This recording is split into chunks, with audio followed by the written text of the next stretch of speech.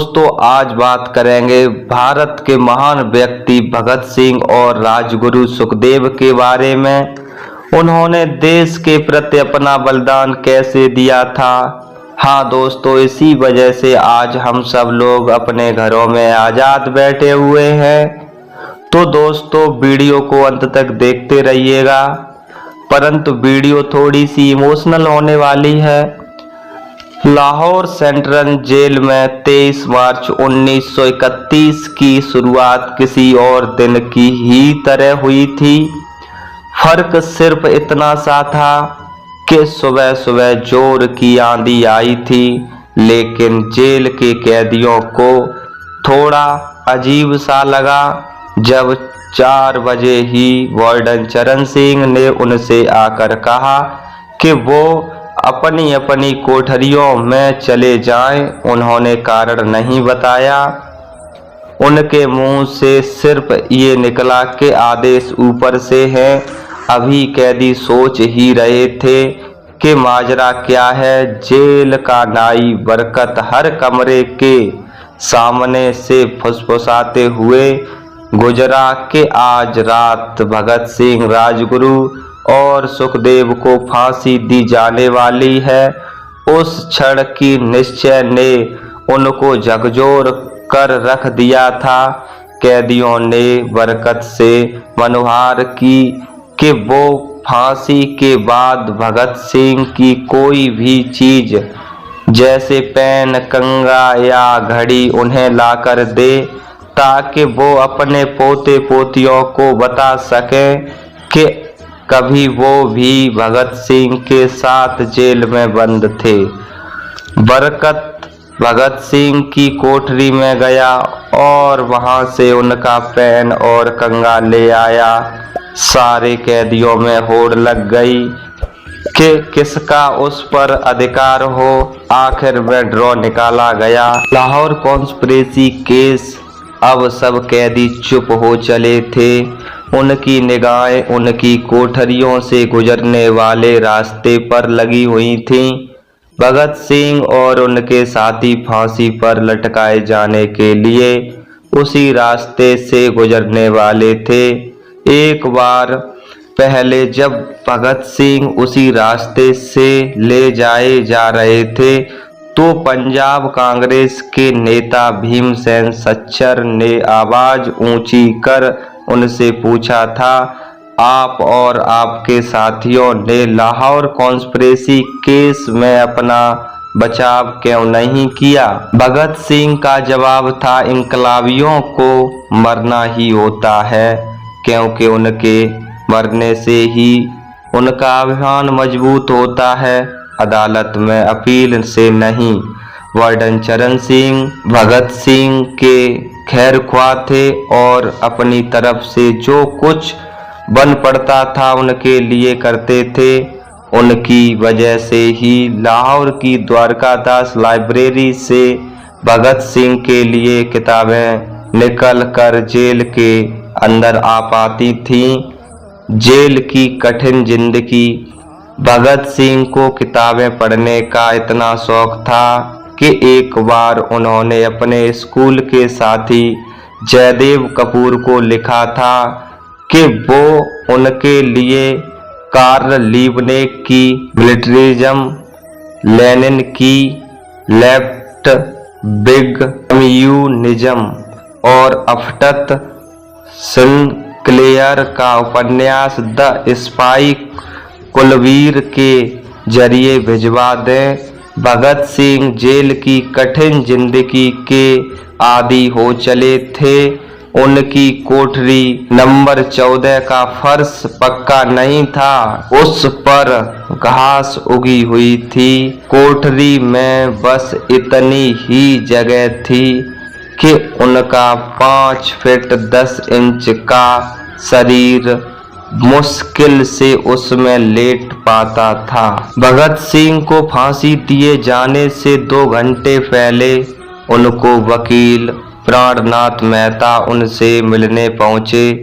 मेहता ने बाद में लिखा था कि भगत सिंह अपनी छोटी सी कोठरी में पिंजड़े में बंद शेर की तरह चक्कर लगा रहे थे।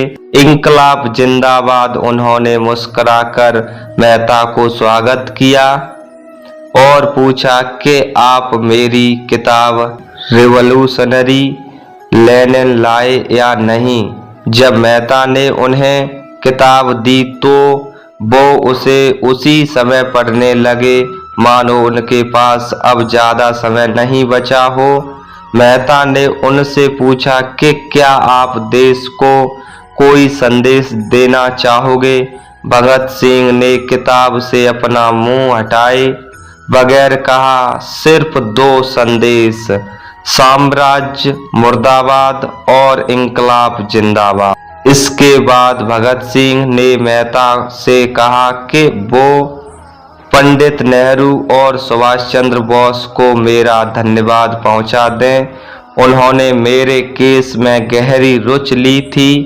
भगत सिंह से मिलने के लिए मेहता राजगुरु से मिलने उनकी कोठरी में पहुंचे। राजगुरु के अंतिम शब्द थे, हम लोग जल्द मिलेंगे। सुखदेव ने मेहता को याद दिलाया कि वो उनकी मौत के बाद जेलर से वो कैरम बोर्ड ले लेना जो उन्होंने उन्हें कुछ महीने पहले दिया था। 3 क्रांतिकारी। मेहता के जाने के थोड़ी देर बाद जेल अधिकारियों ने तीनों क्रांतिकारियों को बता दिया कि उनको वक्त से 12 घंटे पहले ही फांसी दी जा रही है। अगले दिन सुबह 6 बजे की बजाय उन्हें उसी शाम 7 बजे फांसी पर चढ़ा दिया जाएगा। भगत सिंह मेहता द्वारा दी गई किताब के कुछ पन्ने ही पढ़ पाए थे।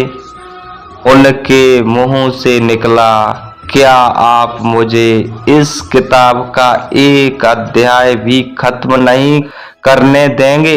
भगत सिंह ने जेल के मुस्लिम सफाई कर्मचारी बेवे से अनुरोध किया था कि वो उनके लिए उनको फांसी दिए जाने से 1 दिन पहले शाम को अपने घर से खाना लाएं। कि बेबे भगत सिंह की ये इच्छा पूरी नहीं कर सके क्योंकि भगत सिंह को 12 घंटे पहले फांसी देने का फैसला ले लिया गया था और बेबे जेल के गेट के अंदर ही घुस पाया। थोड़ी देर बाद तीनों क्रांतिकारियों को फांसी की तैयारी के लिए उनकी कोठरियों से बाहर निकाला गया। भगत सिंह, राजगुरु और सुखदेव ने अपने हाथ जोड़े और अपना प्रिय आजादी गीत गाने लगे। कभी वो दिन भी आएगा कि जब हम आजाद होंगे, ये अपनी ही जमी होगी, ये अपना ही आसमां होगा। फिर इन तीनों का एक एक करके वजन लिया गया। सबके वजन बढ़ गए थे। इन सब से कहा गया कि अपना आखिरी स्नान करें। फिर उनको काले कपड़े पहनाए गए, लेकिन उनके चेहरे खुले रहने दिए गए। चरण सिंह ने भगत सिंह के कान में फुसफुसा कर कहा कि वहाय गुरु को याद करो। फांसी का फंदा। भगत सिंह बोले, पूरी जिंदगी मैंने ईश्वर को याद नहीं किया। असल में मैंने कई बार गरीबों के कलेश के लिए ईश्वर को कोसा भी है। अगर मैं अब उनसे माफी मांगूं तो वो कहेंगे कि इससे बड़ा डरपोक कोई नहीं है।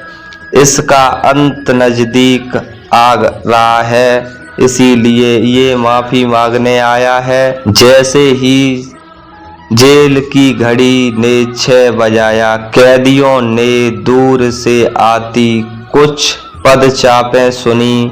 उनके साथ भारी बूटों के जमीन पर पड़ने की आवाजें भी आ रही थीं। साथ में एक गाने का भी दबा स्वर सुनाई दे रहा था।